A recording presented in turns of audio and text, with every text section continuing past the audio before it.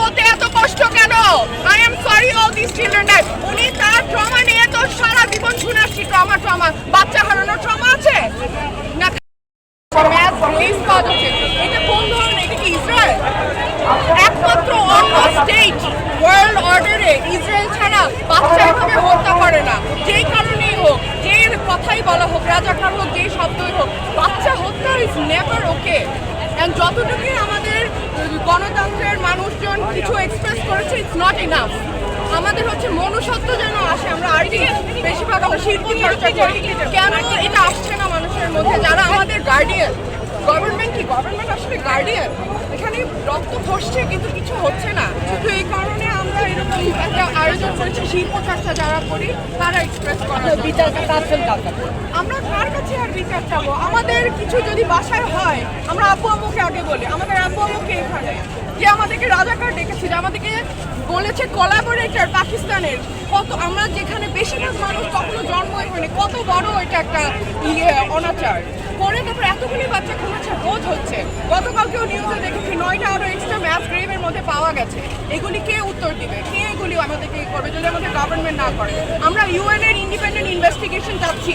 যত কিছু ইউএনকে আমরা ভাবি এটা একটা সভারেন স্টেট, আমাদের সরকারের নিজের থেকে হতে হবে। কেনিয়া শ্রীলঙ্কার কথা উঠিয়েছিলেন, কেনিয়া থেকে সরকারের লোক মাফ চেয়েছে, স্টুডেন্টদের কথা শুনেছে, এতগুলি খুন হচ্ছে, কেনিয়ার গভর্নমেন্ট মাফ চেয়েছে। আমাদের সরকার কেন উঁচা উঠতে পারে না?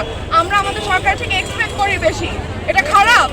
আমাদের সরকার আমাদেরকে ছোট করে, আমরা আমাদের সরকারের থেকে বেশি চাই। কারণ আমরা হচ্ছে শিক্ষিত, আমরা কষ্ট করি, আমাদের বাচ্চারা চাকরির জন্য কষ্ট করে।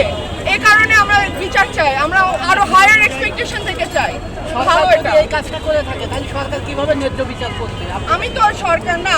সরকার এমপ্যাথি দিতে পারে, কম্প্যাশন দিতে পারে, সহানুভূতি দিতে পারে, বলতে পারে যা হয়েছে এটা একদম ভালো হয়নি, যারই দর্শক ভালো হয়নি। জামাত শিবিরে কেন ন্যারেটিভ এখন যাচ্ছে? খুনের আগে বিচার হোক, কিছু বলুক, তারপর জামাত শিবিরে যাব। আমরা কি শিবির? বেশিরভাগ আমরা এইসব সাপোর্ট করি শিবির। এই হচ্ছে আমাদের কথা। কেন আমরা পাবো না? নট কেন একটা আই এম সরি বলতে এত কষ্ট কেন? I am sorry all this children die. উনি তার ট্রমা নিয়ে তো সারা জীবন শুনে আসছি, ট্রমা বাচ্চা হারানোর ট্রমা আছে না? খালি বাবা মা ট্রমা বুঝেছি, বাচ্চা বলিতে এত গেল, বাচ্চা হারানোর ট্রমা আছে? আমার বাচ্চা নাই, কিন্তু এই বাচ্চা একটা সবচেয়ে পিওর জিনিস, ফুল। এই ফুলগুলি চলে গেল, কিছু নেই।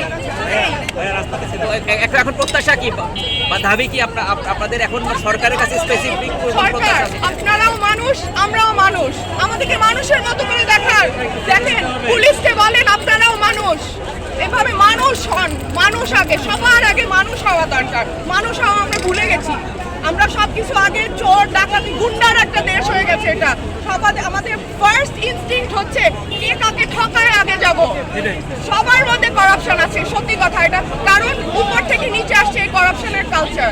এটা অনেক বড় একটা মুভমেন্ট, এটা কোটা একটা অজুহাত এখন হয়ে গেছে আমাদের মনুষ্যত্ব নিয়ে। পুরো দুনিয়াতে এখন আগুন জ্বলছে। আমাদের দেশে থেকে আমাদের এটা এক্সপেক্ট করি নাই যে এখানেও বাচ্চা ইসরায়েলের মতো এরকম দেশের মতো হবে, এতগুলি বাচ্চা মরবে।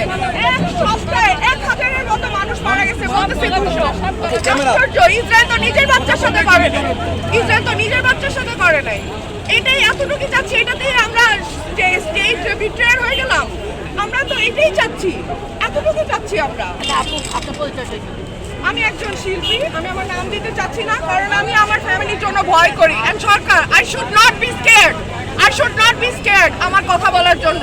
এই রাস্তায় আমরা মানুষ হিসেবে নামি, বিকজ এটা একমাত্র ওয়ে আপনাদের সাথে কথা বলার জন্য। আমরা পার্লামেন্টে যেতে পারি না, আমাদের তো পার্লামেন্ট বিল্ডিং এত সুন্দর বানাইছি, যাইতেও পারি না। কিভাবে কথা বলবো? তারপর যদি পুলিশ জঙ্গি দিয়ে আমাদেরকে পিটান, আমাদের এই জঙ্গিগণ কেমনে আমরা বেঁচে টিকা থাকবো? এই জন্য তো দেশ ছেড়ে সবাই পালায়। এখন থাকেন রেমিটেন্সে